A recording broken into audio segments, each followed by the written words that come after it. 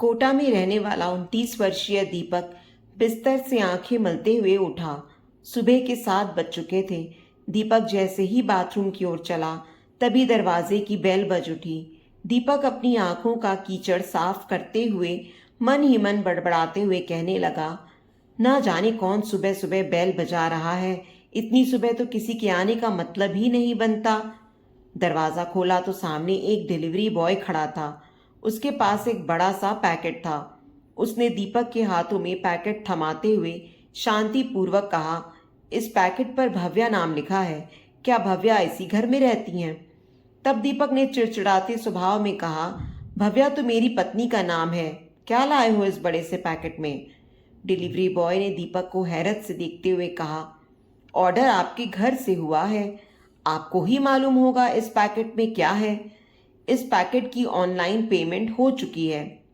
इतना कहकर delivery boy गली में खड़ी अपनी स्कूटी स्टार्ट करके वहां से चलता बना।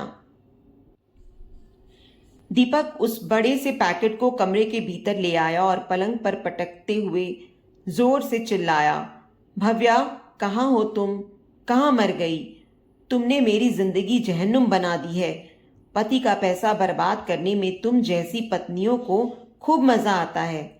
ऑनलाइन शॉपिंग करने का चस्का दिन पर दिन तुम्हारा बढ़ता ही जा रहा है। दीपक के चिल्लाने की आवाज सुनकर भव्या तुरंत रसोई घर से बाहर निकली। हाथों में आटा सना हुआ था, चेहरे पर पसीने की बूंदें साफ दिखाई दे रही थीं। साड़ी का पल्लू संभालते हुए अपने पति दीपक से बोली, क्या हुआ? सुबह सुबह क्यों चीख रहे हो? बच्चे सो रहे हैं, जाग जाएंगे। दीपक एक बार फिर गरम लहजे में बोला, तुम्हारी बहनों को तो ऑनलाइन शॉपिंग करने का भूत सवार है। उनकी देखा देखी अब तुम्हें भी ऑनलाइन शॉपिंग करने का चस्का चढ़ गया। तुम अपनी आदतों से बाज नहीं आओगी।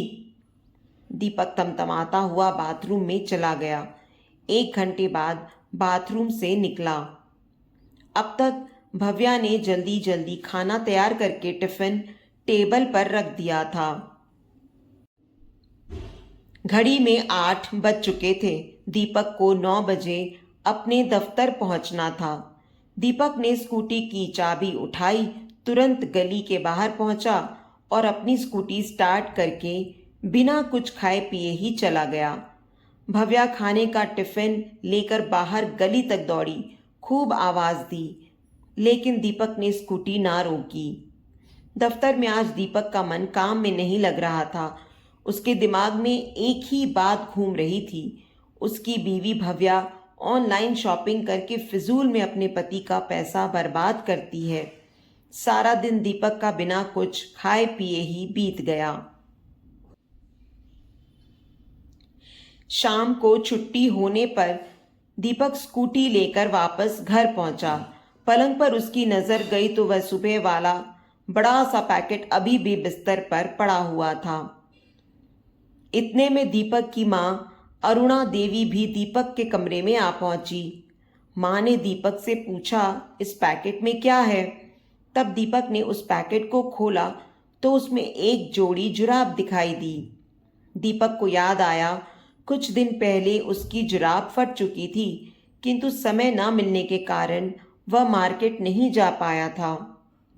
दीपक ने पैकेट को खोला और खंगाला तो उसमें एक लिफाफे में किताब थी। वह किताब देखकर दीपक की मां खुशी से बोली, इस लेखिका की किताब को तो मैंने कहां कहां नहीं ढूंढा, पर ना मिली। परसों ही मैंने भव्या को इस किताब का जिक्र किया था और उसने मेरे लिए ऑनलाइन किताब मंगवा दी। पैकेट के भीतर एक नीले रंग की टोपी दिखाई दी। अरुणा देवी ने टोपी उठाते हुए कहा, तेरे बाबूजी तुझसे कितनी बार कह चुके थे कि गर्मी शुरू हो चुकी है, बाहर निकलने पर नंगे सर में धूप लगती है, इसलिए एक नीले रंग की टोपी खरीद कर ले आ, मगर तूने कई बार अनसुनी कर दी। चलो अच्छा हुआ बहू ने ऑनलाइन से इन जरूरत की चीजों को घर बैठे ही मंगवा लिया। अरुणा देवी ने सब चीजों को देखकर हिसाब लगाया, 900 रुपयों का सामान होगा। पलंग पर ही भव्या का मोबाइल पड़ा हुआ था। दीपक ने मोबाइल चेक किया तो सुबह 7 बजे डिलीवरी बॉय से ऑनलाइन मंगवाए गए सामान की कीमत केवल 350 रुपये थी।